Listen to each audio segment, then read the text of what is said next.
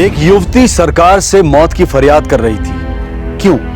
ऐसा क्या अन्याय हुआ था इस लड़की के साथ जिसकी वजह से वो दृढ़ आवाज में आत्महत्या का हक मांग रही थी? 9 साल पहले 2003 धनबाद, झारखंड। ये मिताली दास एक अलग ही लड़की थी। उसके रोम रोम में जोश और उम्मीद थी। वो सबकी आंखों का तारा थी और मिताली की आंखों में थे सपने जिन्हें पूरा करने का वो संकल्प कर चुकी थी।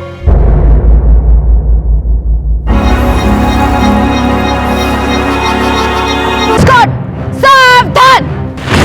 विश्राम! सावधान! सामने से तेज चल!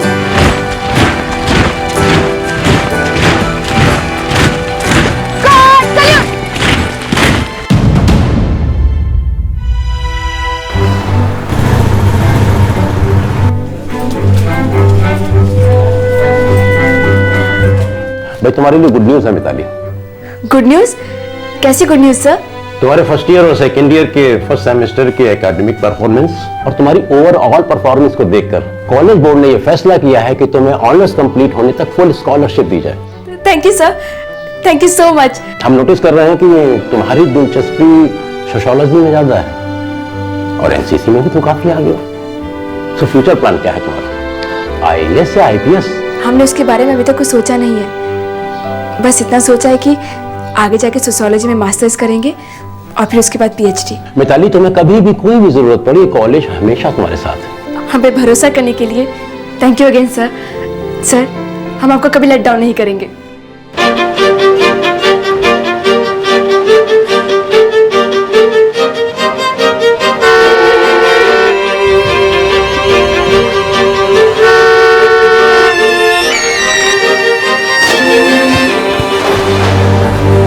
सर, आज आपका मुंह मीठा कराए बगैर ना टिकटवा हम खोलेंगे नहीं। पी लीजिए। अरे लेकिन खुशखबरी क्या है वो तो बताओ कमलनाथ। अब आज हमारा जीवन सफल हो गया।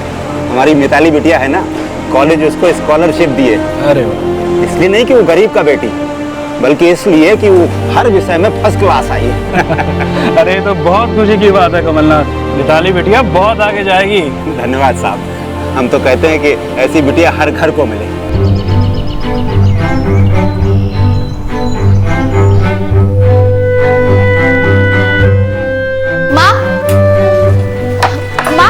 दीदी, हम जा रहे हैं। अरे सुन, हाँ? वो ट्रायो का चैप्टर नंबर 4 है ना, यहाँ से टीचर से पूछ लेना। आज शाम को उसे क्रैक करना हमें। और कुछ? कैप्टन मिताली दास? और कुछ नहीं। पीछे मुड़, सीधे चल, रुकना मना है। Left right left left right left by. अरे मीतू, लाओ, अब तुम छोड़ दो, हम सब कर लेंगे। तुम्हें कॉलेज के लिए देर नहीं हो रही का?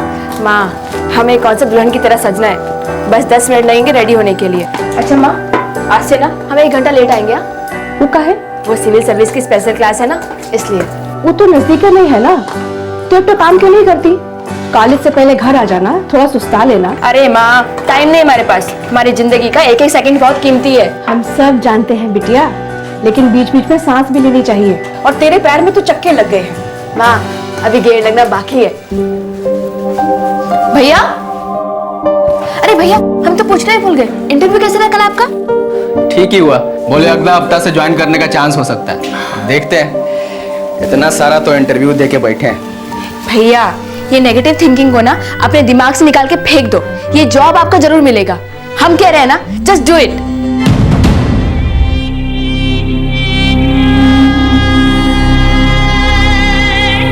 मिताली, तुम्हें ऐसा क्यों लगता है कि कोर्ट तुम्हें इतना बड़ा कदम उठाने देगा?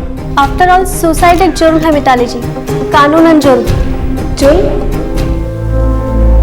मेरे साथ जो हुआ वो क्या है? आज मैं तकलीफ में हूँ, मेरा पूरा परिवार तकलीफ में है। मुझे नहीं पता जुर्म क्या है। आप बताइए, क्या है जुर्म?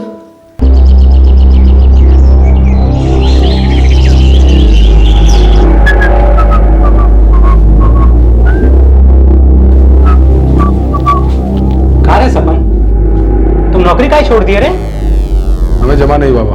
तुमको जमा नहीं? साला ये नौकरी के लिए हम अपना नाक रगड़े हैं सेठ जी के सामने, गिड़गिड़ाए हैं, और तुमको ये नौकरी जमा नहीं। तो हमने कहा था का और वैसे भी वो सेठ हमें हमारे हुनर के हिसाब से पैसा नहीं दे रहा। हमारे स्टैंडर्ड का नहीं है ना वो। तुम्हारे स्टैंडर्ड का अचार डाले हम हैं? साला 22 का हो गया है तुम घोड़ा जैसा, कुछ काम तुमको आता जाता नहीं, बात करता है स्टैंडर्ड का। बहुत जल्द पता लग जाएगा आपको कि क्या कर सकते हैं हम। अब ही आवारागर्दी और मुफ्त का रोटी तोड़ने के अलावा कुछ दिखाई नहीं देता हमें।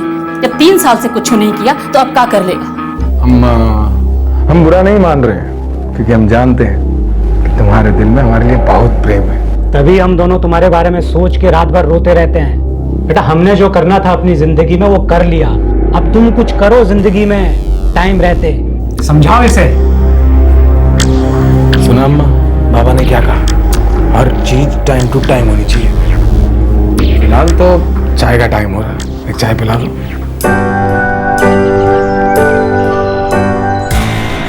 हे राम, अभी आई क्या तुम्हारी? अरे अभी कहाँ भैया, अभी तो ज्ञान का मंदिर यानी कि कॉलेज खुलने में टाइम है। अच्छी बात है ना, इंतजार करते हैं। बहुत हो गया इंतजार भैया, अब 6 साल से तो हम ही देख रहे हैं आपका नयन मटकता।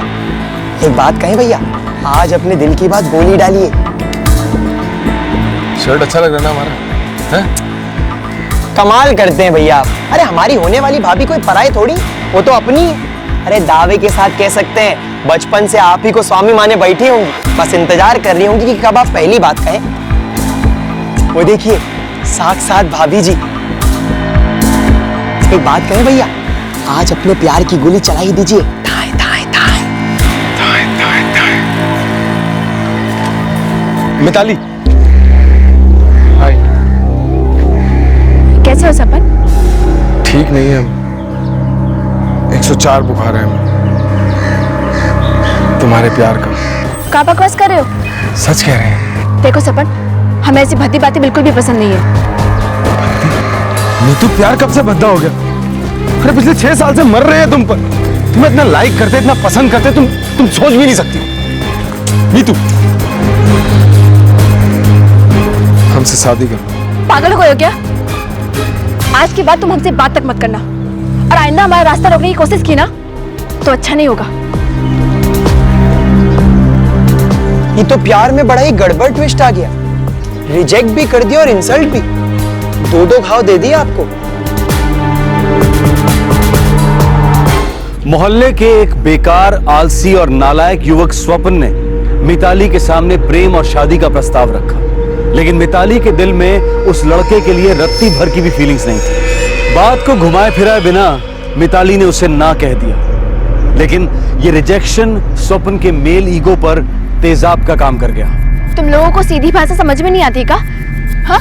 अब आप प्यार की भाषा समझ ही नहीं रही। स्वपन भैया वेरी मच लव्स यू भाभी जी। Shut up idiot. ए मीतू, अपना इस ब्यूटी पर इतना घमंड मत करो। ये जवानी और खूबसूरती सिर्फ 4 दिन का खेल है। हमेशा साथ रहने वाली चीज होती है प्यार, और वो भी सच्चा प्यार जो हम तुमसे करते हैं। ओनली हम। हमारा बात मान लो, लाइफ बन जाएगा तुम्हारा। थैंक यू सो मच, लेकिन हमें तुम में, तुम्हारी लाइफ में या तुम्हारी किसी भी चीज में कोई इंटरेस्ट नहीं है। तो बताइए ना, किसमें इंटरेस्ट है? अरे नाम तो लीजिए, यहीं गाड़ देंगे साले को। मान भी जाइए भाभी जी, सपन भैया गोल्डन आदमी है, गोल्डन। अरे पूरे धनबाद में नहीं मिलेगा हम जैसे। पटना, दिल्ली, मुंबई कहीं नहीं मिलेगा। विदेश भी चली जाओगी ना तब भी नहीं मिलेगा, और तुम सिर्फ हमारे लिए बनी हो। इसका एक घमंड एक दिन ऐसा उतारेंगे ना कि पूरा जिंदगी रोएगी सिर्फ। क्या हो, कार डीलिंग बाजी चल रहा है? लव स्टोरी डगमगा गई अजय भैया।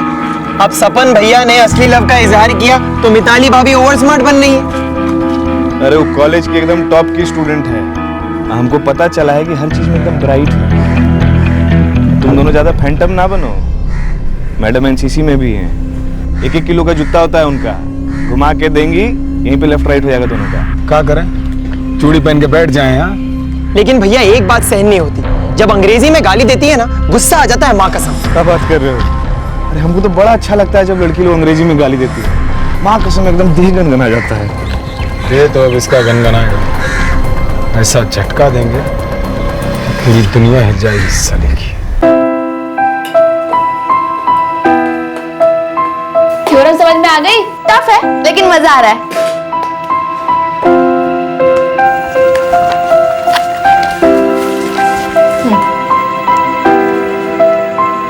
सही 100% सही। अब ट्रिग्नोमेट्री तुम्हारे बाएं हाथ में खेलोगे कि नहीं? टॉप करोगी तुम। हमें तो हर सब्जेक्ट में टॉप करना है, आपकी तरह स्कॉलरशिप भी लेनी है। हाँ मिलेगी, जरूर मिलेगी। अरे हम तो चाहते हैं कि तुम दोनों खूब पढ़ो और बड़े बड़े अफसर बनो। अरे यही दिन देखने के लिए तो धतकिया से धनबाद आए हैं। क्यों मधुरिमा, सही फैसला लिए थे ना? हाँ जी, बिल्कुल सही फैसला किया था। लेकिन झटकिया को भूल मत जाइएगा, अम्मा बाबूजी हैं वहाँ पे, और नई गैया भी तो है।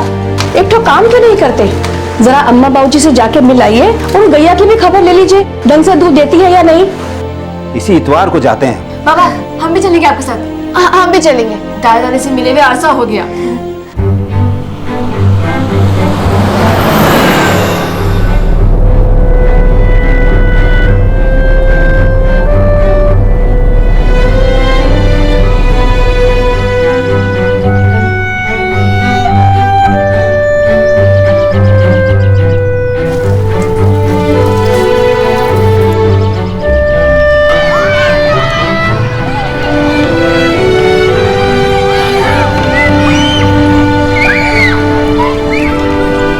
बाबूजी, दादी जी, अरे प्रणाम। प्रणाम दादी जी। जीते रहो कैसे हम? जीते रहो बेटा। अम्मा प्रणाम। कैसे? बिल्कुल ठीक।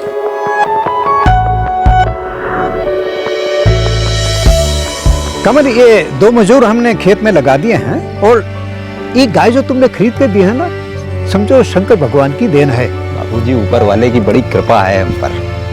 आपकी तो पोतियां जो है ना, इनको सरस्वती माँ का डायरेक्ट आशीर्वाद मिला हुआ। कॉलेज ने मिताली को इस साल फुल स्कॉलरशिप दिया है। दोनों पोतियां तो देखना हमारे कुल का नाम रोशन करेंगी। हम ऊपर से भी आशीर्वाद देते रहेंगे। बाबूजी देखो, ये ऊपर ऊपर जाने का बात अभी मत कीजिए। आपको और माताजी को हमारे साथ धनबाद शहर चलना है। दोनों पोतियों को आशीर्वाद देना है शादी के लिए। अरे नहीं बेटा, हम गांव छोड़ के नहीं जाएंगे। तुम चाहो तो ये जमीन बेच दो, पढ़ाई और शादी के खर्चे में काम आएंगी। पर बेटा, हम यहाँ से नहीं हटेंगे। कहा है बाबूजी? सच बात तो ये है कि शहर का जिंदगी हमका रास नहीं आती। अब वहाँ का जिंदगी तो। कमलनाथ जी, क्या आप अपनी बेटी को आत्महत्या करने की इजाजत दे रहे हैं? हमसे हमारी बेटी का दर्द देखा नहीं जाता है। हम इसके लिए कुछ नहीं कर पा रहे हैं। आप हमसे पूछ रहे हैं कि क्या हम इसे इजाजत दे रहे हैं आत्महत्या करने की? जी नहीं। हम चाहते हैं कि इसे अपनी जिंदगी वापस मिले, पर इसको न्याय मिले। फिर मिताली जी यूथेनेशिया की मांग क्यों कर रही है कमलनाथ जी? और आप उन्हें उनकी जिंदगी खत्म कर देने वाली बात आखिर क्यों करने दे रहे हैं? एक बार आ जाओ, फिर खुद ही आओगी बार बार। सच कह रहे हैं सपन भैया, इनका पावर वर्ल्ड फेमस है। ऐसा सुकून मिलेगा कि कॉलेज का कोई लौंडा भी ना दे पाएगा। एक चीज होती है शर्म, सुना है कभी? महसूस किया है? बेशर्म कहीं के। अरे अभी तक तो कोई बेशर्मी की भी नहीं है। और शर्म तो तुमको आना चाहिए, मर्दों के जैसा घूमते रहती है हिया हुआ पता नहीं कहाँ कहाँ।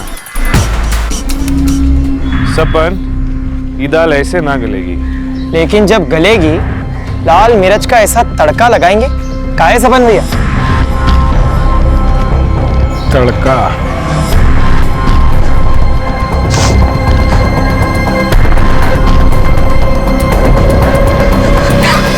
लगा चुनरी में दाग, छुपाऊं कैसे? लगा चुनरी में दाग, छुपाऊं कैसे? तुम्हारा दुपट्टा मैं वापस कर दूं।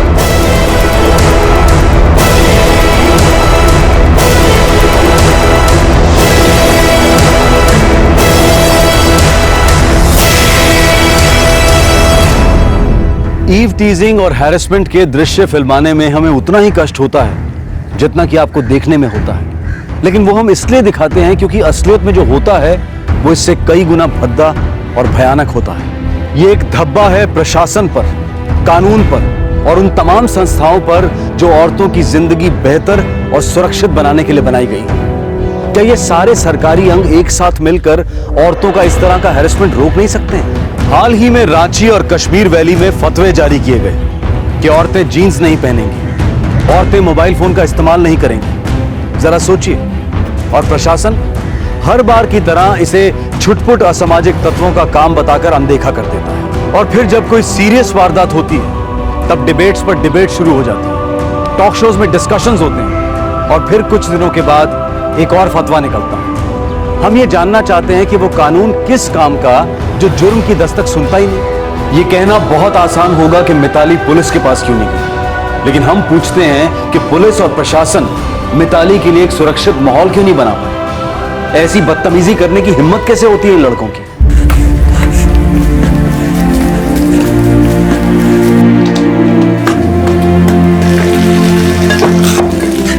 मिताली, कोई परेशानी है क्या? बिटिया, क्या हुआ? किसी ने कुछ कहा क्या? बोल बिटिया, क्या हुआ? मीतू दीदी, क्या हुआ? मिताली बोल बेटा, क्या हुआ? क्या हुआ दीदी? बोल बिटिया।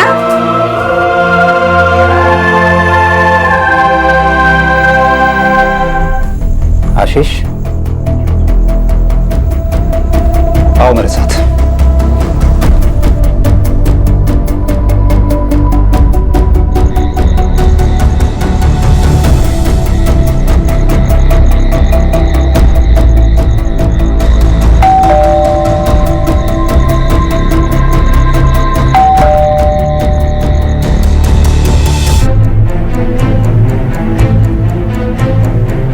इतने सालों से मोहल्ले में रह रहे हैं, सोचा था कि शरीफ लोग रहते हैं यहाँ पर। कमलनाथ जी, हम बात करेंगे स्वपन से, लेकिन एक बात कहें आपसे, बिटिया जो है आपकी, वो भी थोड़ा बढ़ा चढ़ा के बोल रही है बात को। हम मानते हैं कि हमारे बेटे के पास कोई नौकरी नहीं है, ज्यादा पढ़ा लिखा नहीं है, पर हमारा बेटा इतना गया गुजरा नहीं है कि किसी राह चलती लड़की को छेड़े। अरे चाची, ये सब कोई पहली बार थोड़ी हुआ है। ये लोग एक अरसे से मीतू को परेशान कर रहे हैं। मिताली ने कई बार इन लोगों को वार्निंग देकर छोड़ दिया है, लेकिन लगता है इन लोग का बेशर्मी का खाल कुछ ज्यादा ही मोटा हो रहा है। उतारना पड़ेगा अब। पहले जाके अपनी चुड़ैल बहन की चर्बी उतार। ऐसा मटक मटक के चलती है कि कोई अंधा भी टूट पड़े। सपन, चुप कर जाओ, देंगे हम। दे देना बाबा, लेकिन उससे सच्चाई नहीं बदलेगी। सच्चाई यही है, एक टाइम से मिताली हमारे पीछे लाइन मारती है, हमको गंदे गंदे इशारे करती है। अरे कॉलेज ने एक खिताब क्या दे दिया, मैडम के पर लग गए, मुंह पे उंगली उठा रही है बेशरम। इतना बड़ा हो गए, शादी हो गया, बच्चा हो गया, और तुम भी? हम भी कहा हैं? नहीं, हम भी कहा। अरे कुछ बच्चों का ख्याल करो, उनके संस्कारों पर क्या असर होगा? जब बाप ऐसी हरकत करेगा तो बच्चे भी वैसा ही बनेंगे ना। चुप रहिए, समझे? हमारे घर में आकर के हमारे बच्चों का बुरा सोच रहे हैं आप। अरे अजय भैया, वो बात नहीं कर रहे बाबूजी। अगर आप ऐसा गिरा हुआ हरकत करेंगे तो बच्चा सब वही सीखेगा ना। जाके पहले अपनी बहन को जाकर के देखो, जो दिन रात सपनवा के साथ गुलछर्रा उड़ाते रहती है, पता नहीं कौन कौन लड़का लोग के साथ मजे मारते रहती है। तुम हमको लेक्चर देने आ रहे? चुपचाप निकलने से तो टांग तोड़ देंगे, समझा? निकलिए, अरे जाइए।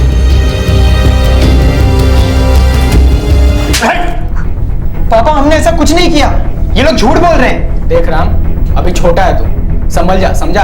उन बेकार लड़कों के साथ घूमेगा ना तो उनके जैसा बर्बाद होकर रह जाएगा, बता रहे तुमको। आप हमारी फिक्र छोड़िए और अपनी बहन को समझाइए। घर से निकलते ही पूरे कपड़े का स्टाइल ही चेंज हो जाता है। मर्दों को उकसाने में बहुत इंजॉय करती है आपकी बहन। हम तुमको कह रहा हूँ। देखिए, आपको जो बोलना था बोलिए, अब हमें अपने लड़के को क्या समझाना है वो हम समझा लेंगे। सिर्फ समझाने से कुछ नहीं होगा, इसको सुधारिए, और आज से, वरना कल को जो है आपके पछताने के लिए भी बहुत देर हो जाएगा। वो हम देख लेंगे जी। तुम्हारे घर का रोटी नहीं खाता जो तुम्हारे को इतनी फिक्र हो रही है। जो भी समझाना ही है, सुधारना है, अपनी लड़की को सुधारिए जाके। हमारे घर में दखलंदाजी करने की जरूरत ना है।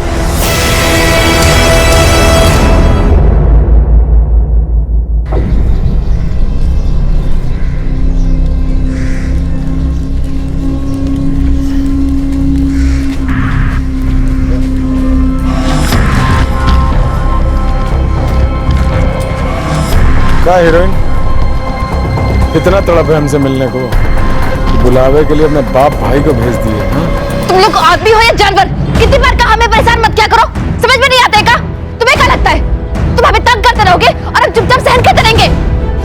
क्या हो रहा है यहाँ पे?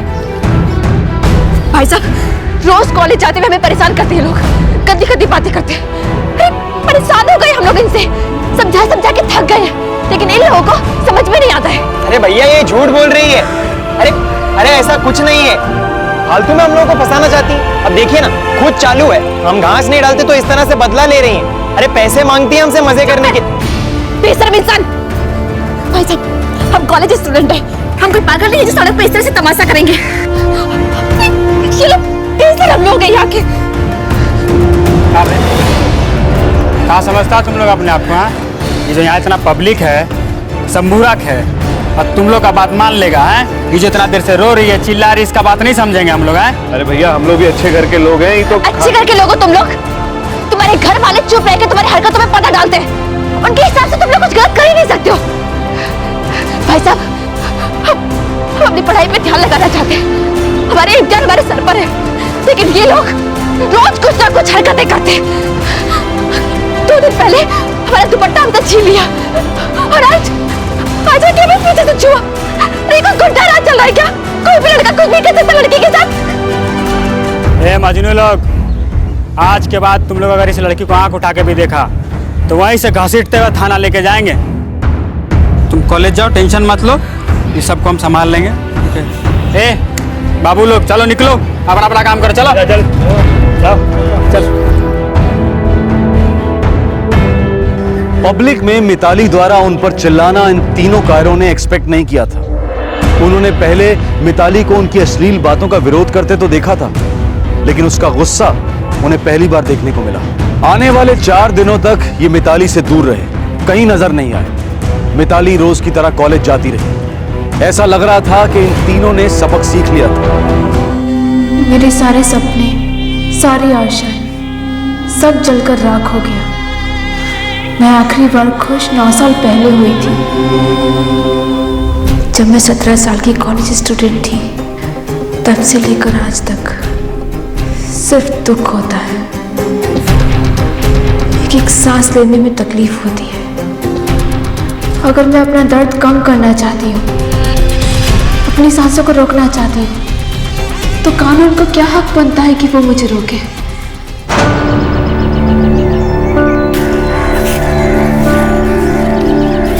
दीदी, हाँ, वो तीनों आपको अभी भी छेड़ते हैं? नहीं, हमें लगता है उनको उनका सबक मिल गया। पता नहीं दीदी, हमको तो बहुत डर लगता है। हमको भी, पर क्या करें, सोशियोलॉजी में इतनी बड़ी बड़ी बातें सीखते हैं, मानवता का विकास, एक देश का सोशल इथोस, वजूद, पर हकीकत कितनी अलग है ना, कितनी गंदी है।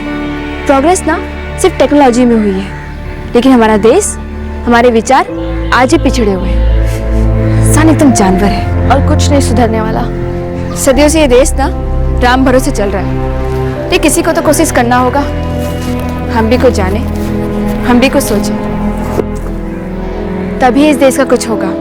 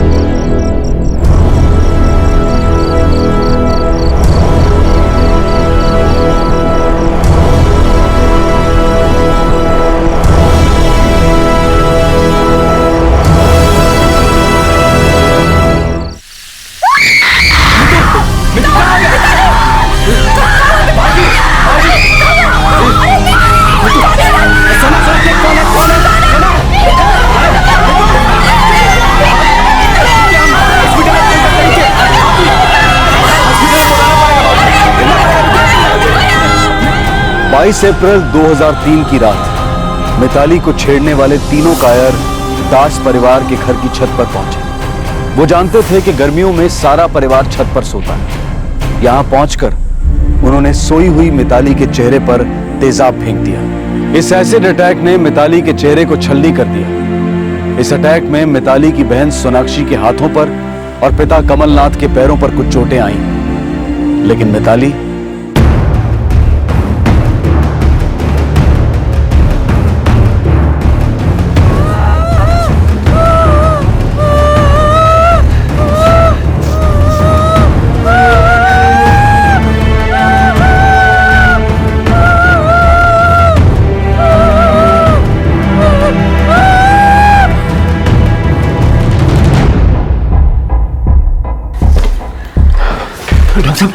हमारी बेटी कैसी है?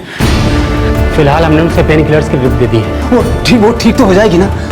बोलिए ना डॉक्टर साहब, कैसे हमारी मिताली, वो ठीक तो हो जाएगी ना? फिलहाल मिताली की कंडीशन बहुत खराब है, जो भी हम कल सुबह तक ही बता पाएंगे। अरे संभालिए, आपको भी चोट लगी? डॉक्टर साहब हम ठीक है, हमारी बेटियां ठीक तो हो जाएगी ना? अरे क्या कर दिया इन लोगों ने उसको?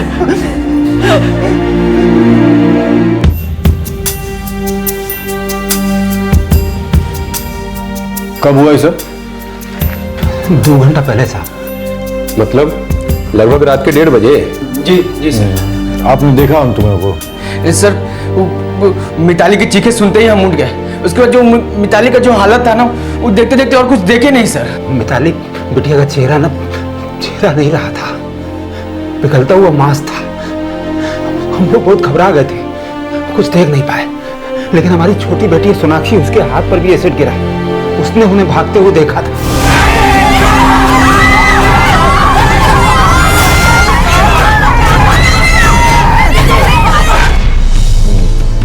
दिनेश, जी सर। FIR लॉन्च करो। जी सर। देखिए, हमें आपकी बेटी मिताली का स्टेटमेंट लेना पड़ेगा। लेकिन सर वो तो हॉस्पिटल में है सर। हाँ, अभी हम डिस्टर्ब नहीं करेंगे उसको, हम सुबह आएंगे स्टेटमेंट के लिए।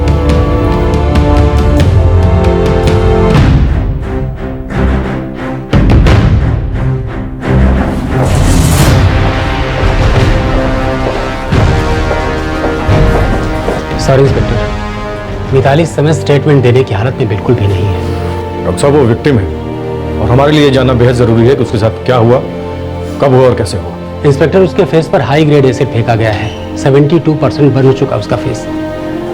कान के पर्दे पिघल चुके हैं, उसके नाक पिघल चुकी है, वॉइस बॉक्स गायब हो चुका है और उसकी दोनों आंखें बुरी तरह से डैमेज्ड हैं। इसलिए न वो तो बोल सकती है, न सुन सकती है और न ही देख सकती, और इस समय वो बेहोशी की हालत में है, इसलिए वो आपको स्टेटमेंट नहीं दे सकती।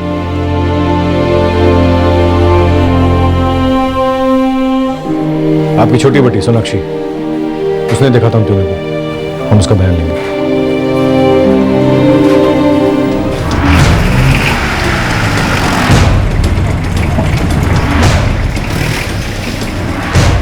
हमरा सपन ऐसा काम करिए नहीं सकता है साहब। अपना बेटा को बुलवाइए। ये तो साहब कल रात को बाहर चला गया काम के सिलसिले में। उसके काम करने का ठिकाना कहाँ है? साहब हमारा बेटा काम ढूंढ रहा है, बहुत मेहनत करता है साहब हमारा बेटा। हम लोग भी बहुत मेहनत करते हैं मुजरिम सबको ढूंढने के लिए। अपने बेटा को कहिएगा कि थाना में आके हाजिरी दे जाए, नहीं तो हम लोग का मेहनत शुरू हो गया ना तो फिर रुकने का नाम नहीं लेगा। बुझ रहे हैं?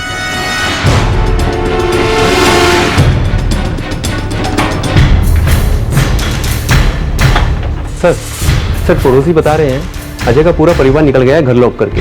पता लगाओ कहाँ गया। सर हम सोच रहे हैं कि फैमिली वाला आदमी ऐसी हरकत करेगा क्या? आपका बच्चा 17 साल का है और आपको बिना बताए कहीं चला गया। साहब आप जानते तो हैं 17 साल की उम्र में बच्चे कैसे होते हैं, आप तो जानते हैं साहब। साहब हमारा बेटा किसी पे तेजाब नहीं डाल सकता, वो तो बच्चा है। बच्चा है तो बड़े लोगों के साथ क्या घूमता है? जब वो घर आए तो उसको थाने ले आइएगा। साहब एक बात बताना था आपको, कहा कि वो जो लड़की है ना उसका बहुत सारे लड़कों से चक्कर है साहब। हमको लगता है कि उन्हीं लड़कों में से किसी लड़के ने ये तेजाब कांड किया है। साहब हमारे लड़के का नाम जबरदस्ती घसीटा जा रहा है साहब, वो नहीं कर सकता साहब, बहुत छोटा है साहब वो।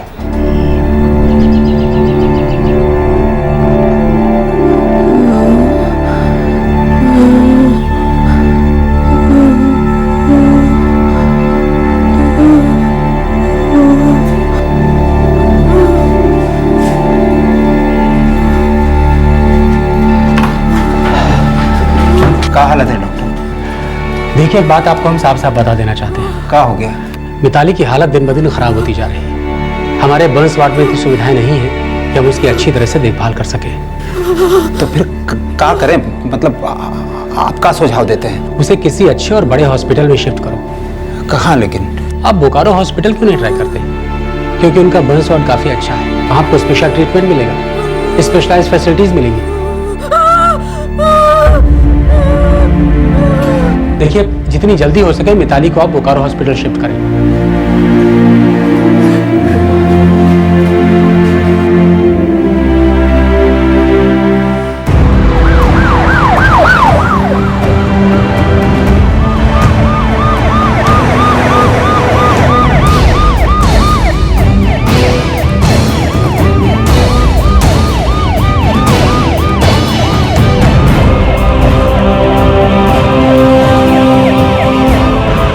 इंतजाम हो गया ना? तुम्हारी मामा जी से बात हो गई क्या? हम नहीं, बाबूजी बात किए हैं मामा जी से और बोले सब इंतजाम हो गया। अरे तू चिंता मत कर माँ, सब हो जाएगा।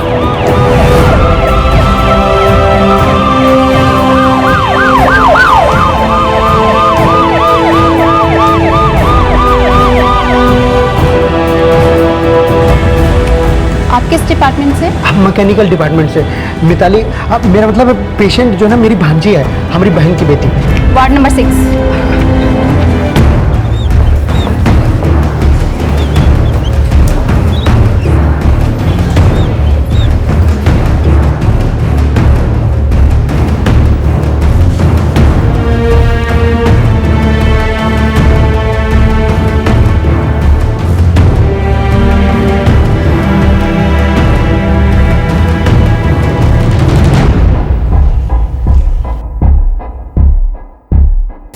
मुझे मिताली की रिपोर्ट जल्द से जल्द चाहिए। कैसे हाल है? देखिए, मैं आप सबको बता दूं कि मिताली का केस बहुत सीरियस है। पर ठीक तो हो जाएगी ना? ये कुछ दिनों, हफ्तों या महीनों की बात नहीं। आपको, हमें और मिताली को सालों तक लड़ने के लिए तैयार होना होगा। इस दौरान कुछ भी हो सकता है, कोई गारंटी नहीं दूंगी। बस इतना ही कहूंगी कि आज से, बल्कि अभी से ट्रीटमेंट शुरू करते हैं। एक एक दिन देखते जाएंगे, उम्मीद करते रहेंगे। इसके अलावा हम एक्चुअली कुछ कर भी नहीं सकते।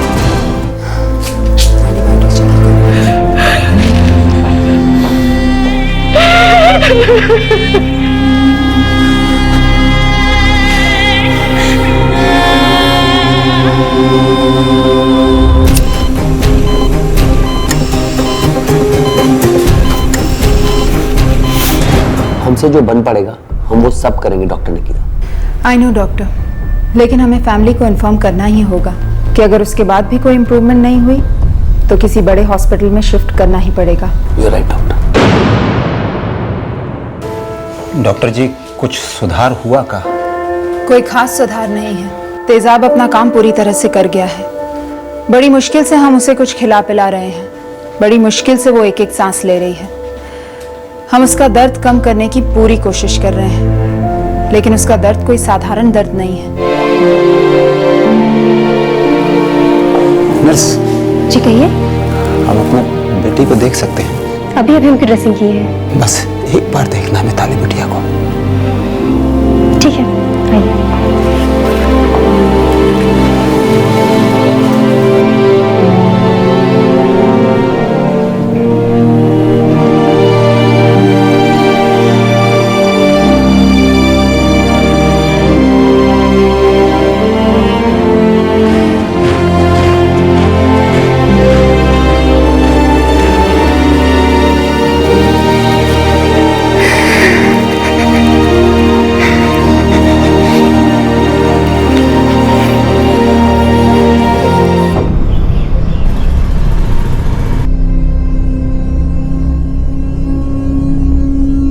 देखिए कमलनाथ जी, हम अपना पूरा कोशिश किए लेकिन वो तीनों फरार हो गए। क्या? फरार हो गए? तीनों गुंडा लोग हमारी बेटी का जिंदगी तहस नहस कर दी और आप कह रहे हैं कि फरार हो गए? देखिए ऐसा बात नहीं है, हम कोशिश कर रहे हैं लेकिन वो तीनों अभी तक हाथ में नहीं आए हैं। अब वो तीनों खुद चल के नहीं ना आएंगे आपके थाने में, पुलिस स्टेशन में? हमसे कब तक बच के भागेंगे? एक न एक दिन धर दबोचेंगे। यहाँ से लेके यहाँ तक हमारी बेटी मांस का गोला बन गई है, जला हुआ मांस। वो न सुन सकती है, न बोल सकती है, न देख सकती है और न खा पी सकती है। एक एक सांस लेती है ना तो पूरा डॉक्टर लोग कांप जाता है। और आप कह रहे हैं कि एक ना एक दिन पकड़े जाएंगे। देखिए कमलनाथ जी, मामले की गंभीरता को समझिए। अभी आपको अपना सारा ताकत अपनी बिटिया को संभालने में लगाना है। और उन तीनों को तो हम धर ही लेंगे। ऐसा नहीं कि हम हाथ पे हाथ धरे बैठे हैं, साए की तरह उनके पीछे लगे हैं और एक दिन अचानक उनके चेहरा के सामने आएंगे, उनका टिटवा दबा देंगे। लेकिन इन सब से आपको अपनी बिटिया का चेहरा वापस नहीं मिलने वाला है।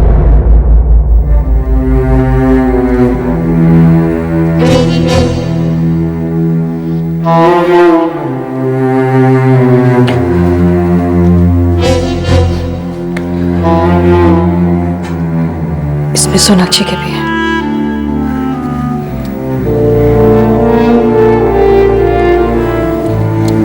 कम पड़ेंगे। कहेंगे अपने भाइयों से अगर, तब तक आप इन्हें तो जमा करा दीजिए।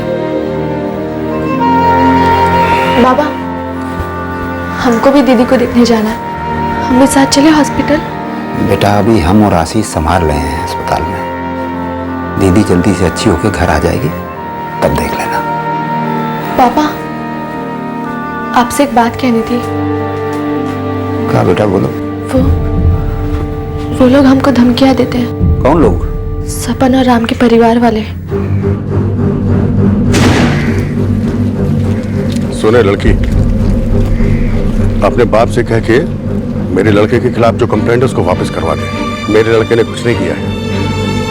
बेकार में उसे फंसाकर हम सबको मरवा रहा कमलनाथ। आपका राम उस वक्त वही था, हमने खुद अपनी आंखों से देखा था। अच्छा, तो अब तुम अपनी आंखें संभाल के रखना। जो एक बार हो गया, क्या चाहती है दोबारा हो? नहीं ना? समझा अपने बाबू को।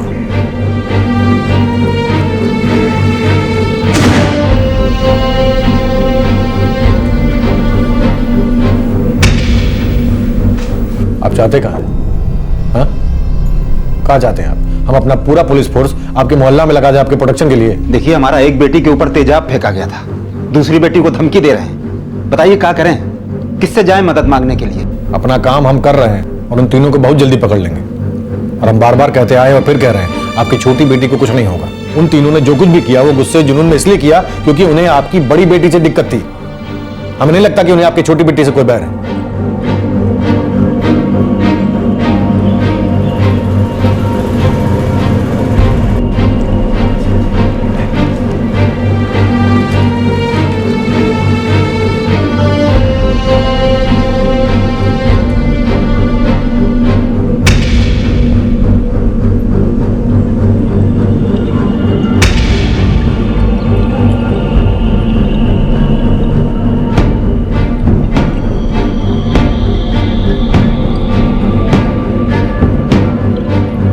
मिताली को बोकारो हॉस्पिटल शिफ्ट किए 1 महीना हो चुका था, लेकिन उसकी कंडीशन में कोई खास सुधार नहीं हो रहा था। वो इस हद तक जल गई थी कि उसे पहचानना नामुमकिन था।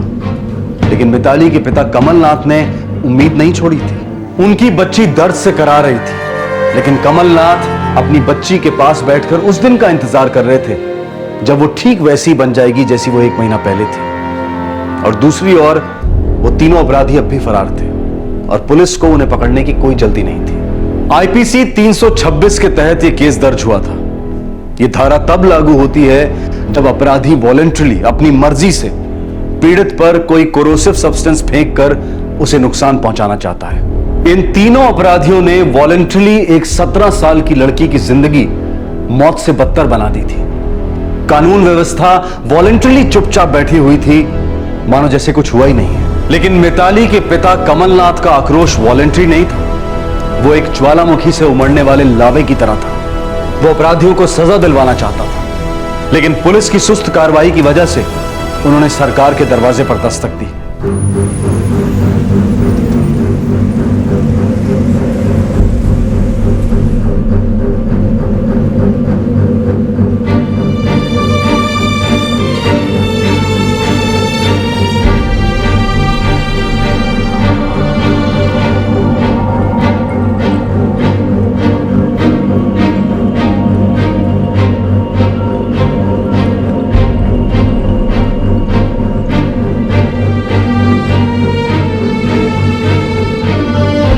सरकारी दफ्तरों और हॉस्पिटल्स की गलियों में एक बाप धक्के खाता घूम रहा था, अपनी बेटी का दर्द कम करवाने, उसे न्याय दिलवाने।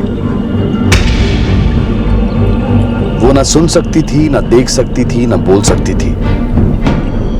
हर सांस पीड़ा का तूफान था, लेकिन मिताली का दिमाग चल रहा था, 24 घंटे चल रहा था। उसका दिमाग बिखरते शरीर से संघर्ष कर रहा था कि नहीं, टूटना नहीं है, दर्द को मात देनी है, उस जिंदगी को हासिल करना है जो कभी अपनी थी। इसके आगे हम कुछ नहीं कर पाएंगे कमलनाथ जी। मतलब का हमारी मिताली जिंदगी भर पट्टियों में बंधी रहेगी? देखिए, काफी कुछ किया जा सकता है, जैसे कि स्किन ग्राफ्टिंग, ट्रांसप्लांट्स वगैरह। फिर आप क्या कह रहे हैं कि जो कुछ हो सकता था वो किया है आपने? देखिए, जो हम कर सकते थे यहाँ इस अस्पताल में वो हम कर चुके। जिन ट्रीटमेंट्स की मैं बात कर रही हूँ वो दिल्ली में हो सकती हैं, सफदरजंग अस्पताल में, यहाँ नहीं। और मेरा फर्ज बनता है आपको बताना कि ये इलाज सस्ता नहीं होगा, आपको तैयार रहना होगा। मतलब कितना खर्चा आएगा? बता तो नहीं सकती, पर यकीन कीजिए बहुत खर्चा होगा।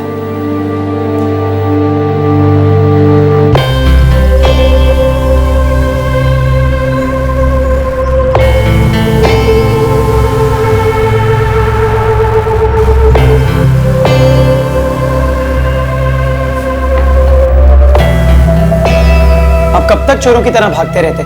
सुना है मामला ठंडा पड़ गया है, पुलिस भी ढीली हो गई। अबे नालायक, हम जब तक नहीं कहेंगे ना, तू घर के बाहर कदम नहीं रखेगा, समझा? अरे पुलिस ठंडी पड़ गई होगी, पर वो सरसरी लड़की का बाप, वो तो ठंडा नहीं हुआ होगा। वो दिल्ली विल्ली जाने की तैयारी कर रहा है, मंत्रियों से मिलेगा तब तेरी समझ में आएगा। ये क्या बात हुई? हम कोई क्रिमिनल है? कोई मर्डर वर्डर किए हैं का? लड़की बहुत अकड़ दिखा रही थी, इसलिए सबक सिखा दिए। इसमें कौन सा महापाप कर दिया हमने?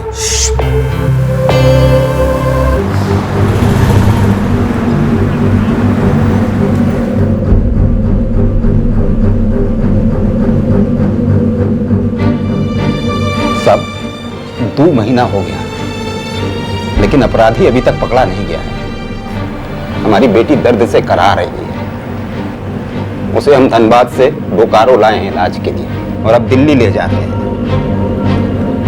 2 महीना हो गया आपका दफ्तर का चक्कर काटते काटते। मदद मांग रहे हैं ताकि उन तीनों गुंडा लोग को पकड़वाया जा सके। ये कोई नाजायज मांग है का? देखिए, आप शांत हो जाइए, हम आपके इस केस से वाकिफ हैं, हमारी कार्रवाई जारी है। आप यहाँ बार बार आने की तकलीफ क्यों लेते हो?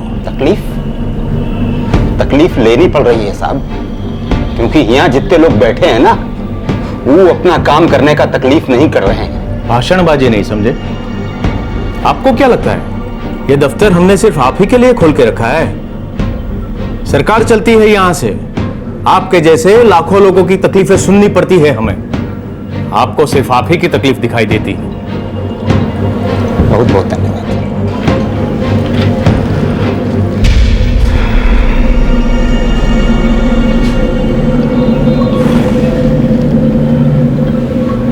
एक बात कहें साहब, हम लोग का भी तकलीफ ना आपका तकलीफ है। तो चाहे एक आदमी का तकलीफ हो, 2 आदमी का तकलीफ हो, या बहुत लोगों का तकलीफ हो, ये बात हमने अपनी बेटी से सीखी है। इसका चेहरा हम देख नहीं पा रहे हैं। उसने अपना चेहरा खोया क्योंकि गांव का 3 गुंडा लोग बर्दाश्त नहीं कर पाया कि एक लड़की का अपना सोच हो सकता है, अपना दिमाग हो सकता है। उसने अपना चेहरा खोया अपनी गरिमा और आत्मसम्मान की रक्षा के लिए। बहुत दुख होता है साहब जब आप कहते हैं ना कि हमें सिर्फ अपनी तकलीफ की पड़ी है, हमें और भी बहुत सारे काम है देखने के लिए।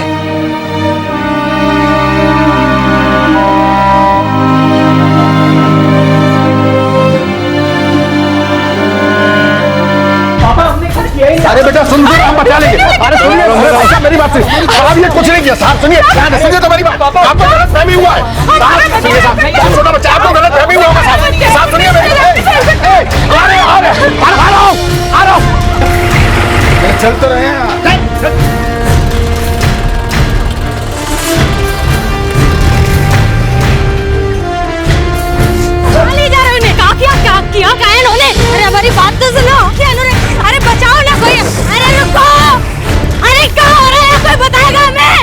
इस संगीन जुर्म के पूरे 2 महीने के बाद इन तीनों अपराधियों को ढूंढ निकाला गया, और वो भी टॉप लेवल से ऑर्डर्स आने के बाद।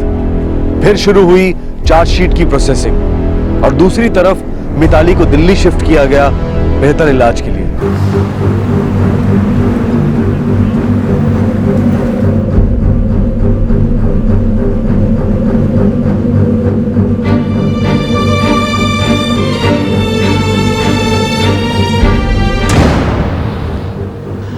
ये उसकी मौजूदा हालत है। हमारी बेटी का चेहरा क्या पहले जैसा बन जाएगा?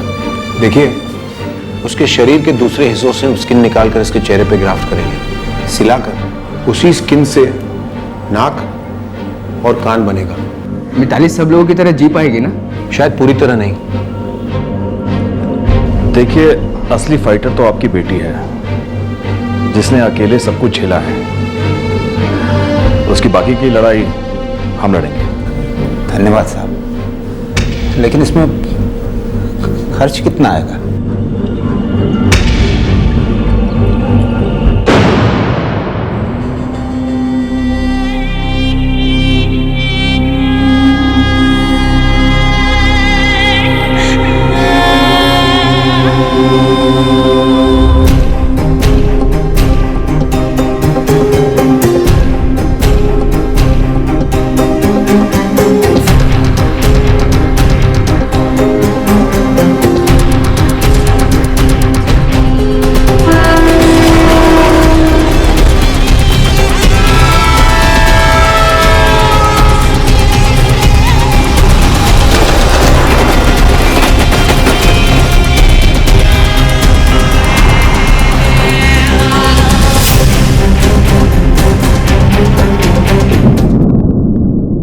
दिसंबर 2005 स्वपन और अजय को 9 साल की सजाए बामुशक्कत सुनाई गई। तीसरा आरोपी राम जुर्म के दौरान नाबालिग था, जिसकी वजह से मजिस्ट्रेट ने उसे जमानत दे दी। राम ने करेक्शन होम में सिर्फ 7 महीने काटे। इन तीनों के लिए क्या यह सजा काफी थी? यह एक अलग ही सवाल है। लेकिन इस फैसले से भी ज्यादा चौंकाने वाली बात यह है कि अदालत के फैसले के 4 महीने बाद, सिर्फ 4 महीने बाद, हाई कोर्ट में स्वपन और अजय की बेल एप्लीकेशन मंजूर हो गई, और वो दोनों अपने अपने घर लौट आए एक नॉर्मल जिंदगी बिताने के लिए।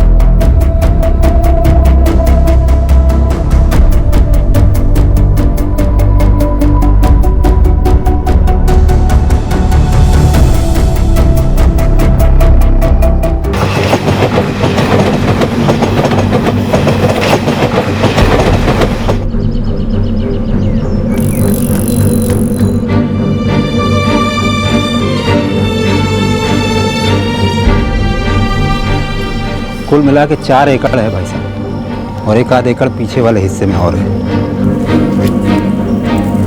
भाई साहब, बहुत अच्छा नस्ल का गाय है, और दूध भी बहुत बढ़िया देती है।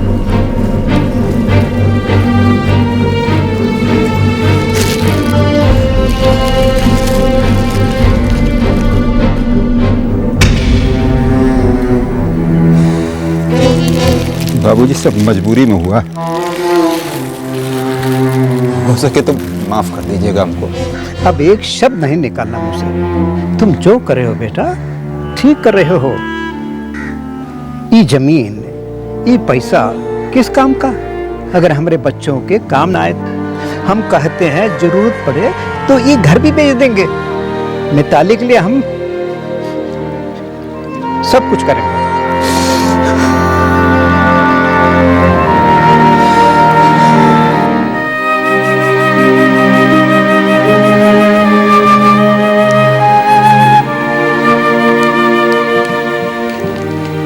हमारे भाइयों ने भेजे। बाबा, मीठू दीदी कैसी है? डॉक्टर लोग कह रहे हैं कि पूरा जोर लगा देंगे। मधु, ये क्या कर रही हो? संभालो अपने आप को। अरे अगर हम लोग टूट गए तो हमारी मिताली बिटिया का क्या होगा? मुन्ने को कहाँ बचाएगी?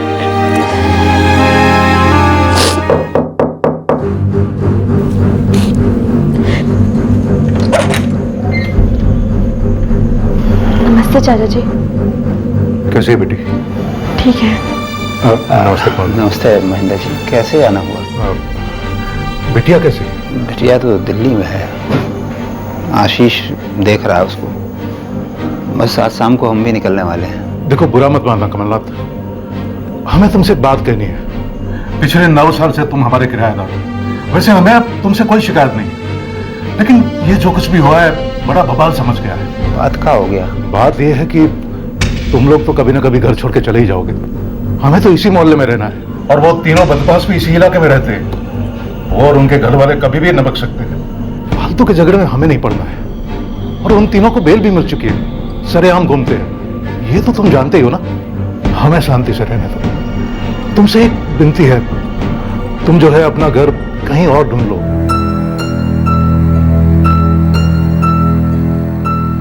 Bye the people, of the people, for the people, ये होती है परिभाषा एक डेमोक्रेसी की, जहां हर नागरिक अपनी जिंदगी निडर होकर अपने ढंग से जीता है, हक से जीता है। लेकिन मिताली के परिवार को अपराधियों के परिवार वालों की धमकियों की वजह से धनबाद छोड़ना पड़ा। वो धनबाद से कोसों दूर जैना मोड़ में जा बसे, जो बोकारो में पड़ता है। और जब दिल्ली जाते मिताली के इलाज के लिए तो धर्मशालाओं में रहते, पर फिर भी अपराधी गिद्ध की तरह से उनके पीछे लगे रहे कंप्लेंट वापस लेने के लिए।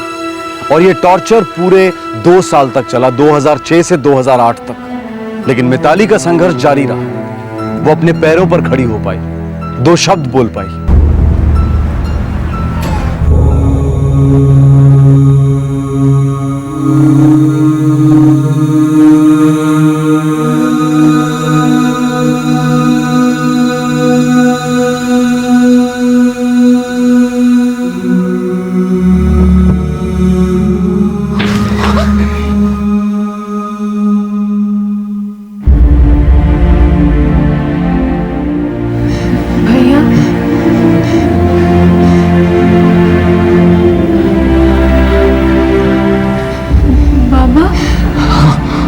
हाँ बेटा, हाँ।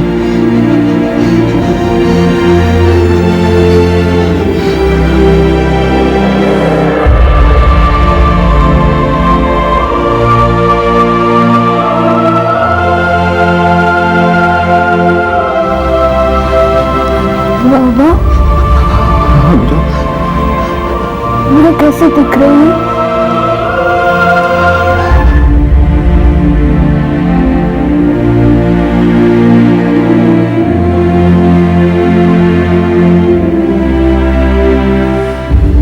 माँ का तबीयत ठीक नहीं रहता है, कुछ बोलती नहीं है, कुछ करती नहीं है। डॉक्टर लोग बोले कि उसको दिमाग का बीमारी है।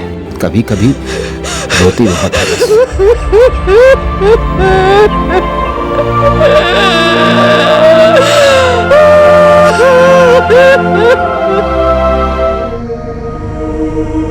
बेटा, डॉक्टर लोग कह रहे हैं कि तुम्हारी आंखों का इलाज हो जाएगा, लेकिन उसके लिए चेन्नई जाना पड़ेगा।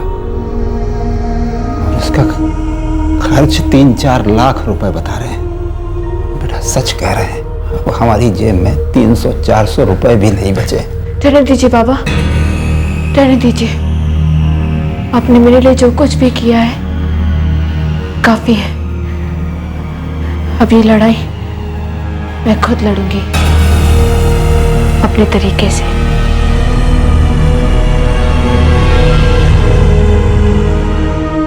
मिताली के गुनहगारों की जिंदगी बिना किसी रुकावट के चलती जा रही थी।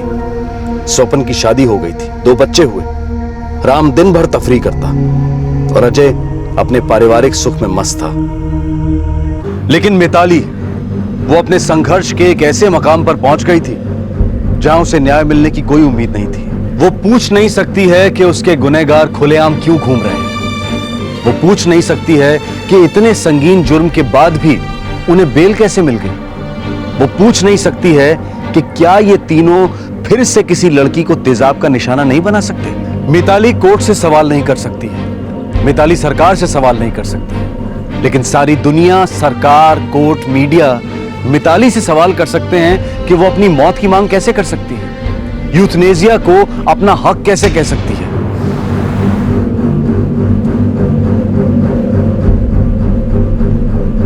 मिताली, तुम 9 साल तक लड़ती रही, अब तुम क्यों गिव अप करना चाहती हो? किसके लिए लड़ूं मैं? अपने चेहरे के लिए या न्याय के लिए? चेहरे के लिए लाखों रुपए चाहिए, वो नहीं है मेरे पास। और इंसाफ के लिए कानून पर भरोसा चाहिए,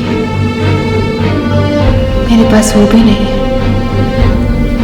मैं जहां भी जाती हूँ लोग मुझे देखकर डर जाते हैं, घिन से अपना मुंह सिकोड़ लेते हैं। और कुछ लोग पूछते हैं क्या हुआ, कैसे हुआ। मुझे हर बार अपनी डरावनी कहानी उन्हें बयां करनी पड़ती है।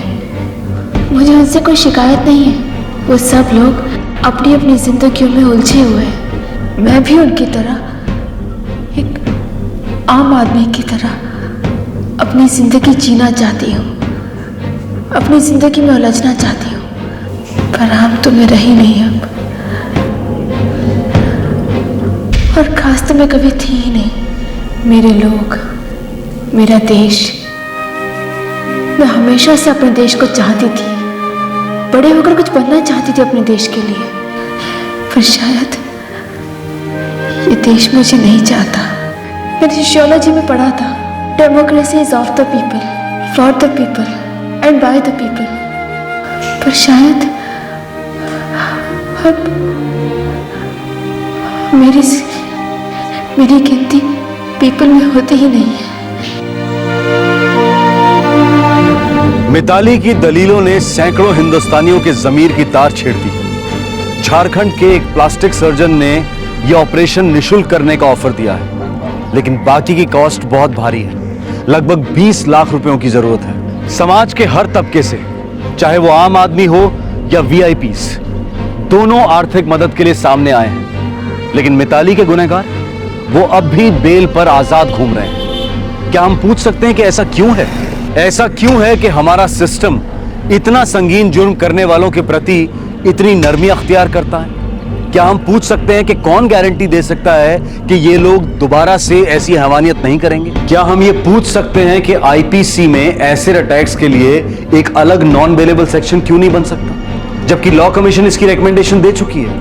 और ये कोई पहला एसिड अटैक नहीं है। कुछ वर्षों से ये एक हथियार बन गया है उन कायरों का जिनसे महिलाओं का आत्मविश्वास, उनकी प्रगति, उनका विकास देखा नहीं जाता। ये उन संस्थाओं का हथियार है जो औरतों को डरा धमकाकर अपनी नपुंसकता जताना चाहते हैं, पिछड़ेपन और हैवानियत को बनाए रखना चाहते हैं। इन लोगों के खिलाफ सख्त कार्रवाई ही सिर्फ इस समस्या का पूरा हल नहीं है। क्या हम किसी भी दुकान पर जाकर बिना किसी परमिशन के बंदूक या बॉम्ब खरीद सकते हैं? बिल्कुल नहीं। तो फिर ये तेजाब खुलेआम बाजारों में क्यों बिक रहा है, जबकि वो उतना ही खतरनाक केमिकल है? क्या एसिड की खुलेआम बिक्री को रोकना असंभव है? क्या कानूनी प्रक्रिया को फास्ट ट्रैक और मजबूत नहीं बनाया जा सकता? हाल ही का एक उदाहरण है, इंग्लैंड में एक इंडियन पोस्ट ग्रेजुएट स्टूडेंट की गोली मारकर हत्या कर दी गई। इस हत्या का कारण ना तो चोरी थी, ना ही दुश्मनी, ना तो हत्यारा मानसिक रोगी था और ना ही नशे में, बल्कि उसने पूरे होशो हवास में मजे लेकर यह हत्या की। उसकी तुरंत गिरफ्तारी हुई, लेकिन कोर्ट में भी इस 21 वर्षीय अपराधी को रत्ती भर का पछतावा नहीं था। यह मुकदमा 1 साल तक चला। मैनचेस्टर कोर्ट ने इस युवक को 30 साल की सजा सुनाई और इस दौरान ना तो उसे कोई बेल मिलेगी और ना ही पेरोल। जज का कहना था कि ऐसे आदमी का समाज में रहना डेंजरस है। क्या आज के केस के अपराधी स्वपन, अजय और राम उतने ही डेंजरस नहीं है? क्या मिताली की दशा मौत से बदतर नहीं है? स्वपन और अजय को सिर्फ 9 साल की सजा सुनाई गई और फिर 4 महीने बाद उन्हें बेल भी मिल गई। राम ने करेक्शन होम में 7 महीने काटे और फिर वो भी बाहर आ गया। ये तीनों एसिड फेंक और इनके जैसे कई और आपके और हमारे बीच आजाद घूम रहे हैं। और आपके और हमारे बीच मिताली जैसे कई विक्टिम्स भी हैं जो अपने चेहरे और इंसाफ दोनों के लिए संघर्ष कर रहे हैं। और ये हमारी 65 साल की डेमोक्रेसी का कटु सत्य है। आपसे फिर मुलाकात होगी क्राइम पेट्रोल दस्तक में एक और केस के साथ। इस तरह के और भी एपिसोड देखने के लिए हमारे चैनल को सब्सक्राइब करें और बेल आइकन दबाना ना भूलें।